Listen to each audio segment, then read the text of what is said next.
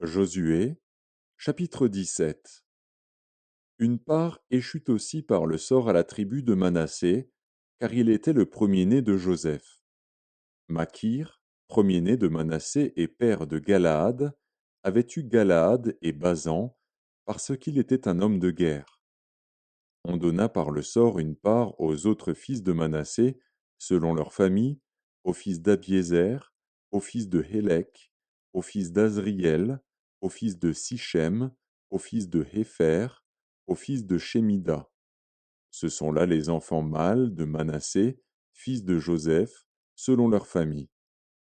Tselophshad, fils de Hépher, fils de Galaad, fils de Makir, fils de Manassé, n'eut point de fils, mais il eut des filles dont voici les noms: Makla, Noa, Hogla, Milka et Tirtsa. Elles se présentèrent devant le sacrificateur Éléazar, devant Josué, fils de Nun, et devant les princes, en disant: L'Éternel a commandé à Moïse de nous donner un héritage parmi nos frères. Et on leur donna, selon l'ordre de l'Éternel, un héritage parmi les frères de leur père. Il échut 10 portions à Manassé, outre le pays de Galaad et de Basan, qui est de l'autre côté du Jourdain. Car les filles de Manassé eurent un héritage parmi ses fils, et le pays de Galaad fut pour les autres fils de Manassé. La limite de Manassé s'étendait d'Azer à Mikmétat, qui est près de Sichem, et allait à Jamin vers les habitants d'En-Tapuar. Le pays de Tapuar était aux fils de Manassé, mais Tapuar, sur la frontière de Manassé, était aux fils d'Éphraïm. La limite descendait au torrent de Cana, au midi du torrent. Ces villes étaient à Éphraïm, au milieu des villes de Manassé. La limite de Manassé au nord du torrent aboutissait à la mer. Le territoire du Midi était à Éphraïm, celui du nord à Manassé, et la mer leur servait de limite. Il touchait à Azer vers le nord et à Issacar vers l'orient.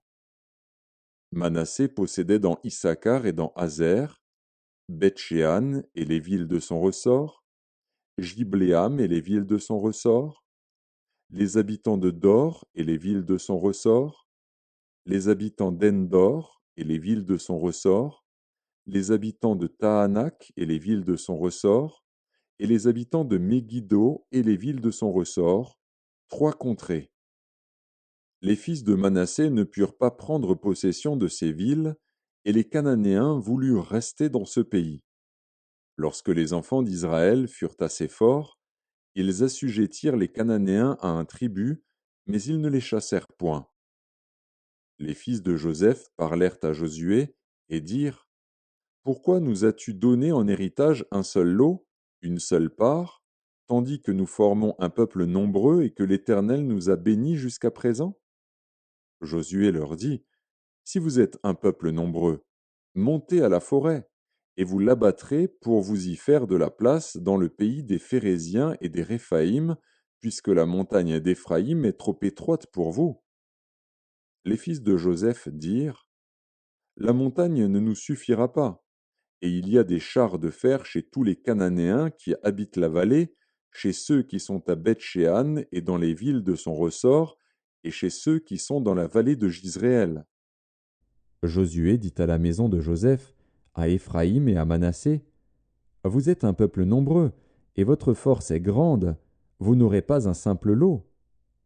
Mais vous aurez la montagne, car c'est une forêt que vous abattrez et dont les issues seront à vous, et vous chasserez les Cananéens, malgré leurs chars de fer et malgré leur force.